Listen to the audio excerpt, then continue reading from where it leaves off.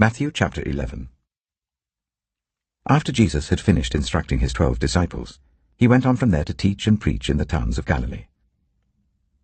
When John, who was in prison, heard about the deeds of the Messiah, he sent his disciples to ask him, "Are you the one who is to come, or should we expect someone else?" Jesus replied, "Go back and report to John what you hear and see. The blind receive sight, the lame walk, those who have leprosy are cleansed, the deaf hear, the dead are raised, and the good news is proclaimed to the poor. Blessed is anyone who does not stumble on account of me." As John's disciples were leaving, Jesus began to speak to the crowd about John. "What did you go out into the wilderness to see?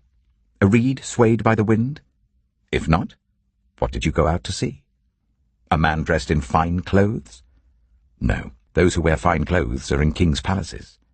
Then what did you go out to see? A prophet? Yes, I tell you, and more than a prophet. This is the one about whom it is written, 'I will send my messenger ahead of you, who will prepare your way before you.' Truly I tell you, among those born of women, there has not risen anyone greater than John the Baptist. Yet whoever is least in the kingdom of heaven is greater than he. From the days of John the Baptist until now, the kingdom of heaven has been subjected to violence, and violent people have been raiding it. For all the prophets and the law prophesied, until John. And if you are willing to accept it, he is the Elijah who was to come. Whoever has ears, let them hear. To what can I compare this generation? They are like children sitting in the marketplaces and calling out to others, 'We played the pipe for you, and you did not dance. We sang a dirge, and you did not mourn.' For John came neither eating nor drinking, and they say, 'He has a demon.' The Son of Man came eating and drinking, and they say, 'Here is a glutton and a drunkard, a friend of tax collectors and sinners.' But wisdom is proved right by her deeds." Then Jesus began to denounce the towns in which most of his miracles had been performed, because they did not repent. "Woe to you, Chorazin! Woe to you, Bethsaida! For if the miracles that were performed in you had been performed in Tyre and Sidon, they would have repented long ago in sackcloth and ashes. But I tell you, it will be more bearable for Tyre and Sidon on the day of judgment than for you. And you, Capernaum, will you be lifted to the heavens? No, you will go down to Hades. For if the miracles that were performed in you had been performed in Sodom, it would have remained to this day.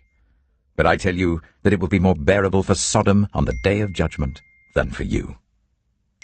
At that time Jesus said, "I praise you, Father, Lord of heaven and earth, because you have hidden these things from the wise and learned, and revealed them to little children. Yes, Father, for this is what you were pleased to do. All things have been committed to me by my Father.